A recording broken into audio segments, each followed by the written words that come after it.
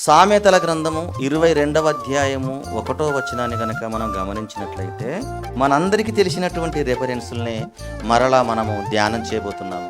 గొప్ప ఐశ్వర్యము కంటే మంచి పేరును, వెండి బంగారముల కంటే దయయు కోరదగినవి. గొప్ప ఐశ్వర్యము కంటే మంచి పేరు మేలు.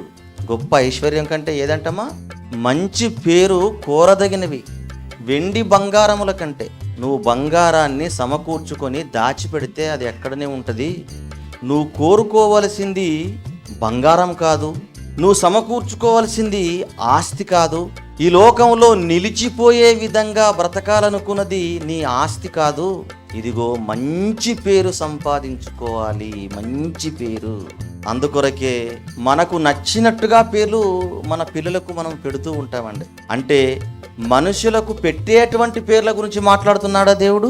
మనుషులకు నామకరణం చేస్తారు కదండి, ఆ నామకరణం చేసేటువంటి పేర్ల గురించి దేవుడు మాట్లాడుతున్నాడా? పేరును బట్టి మనిషికి మంచి పేరు రాదండి. దేన్ని బట్టి వస్తుంది? గుణాన్ని బట్టి.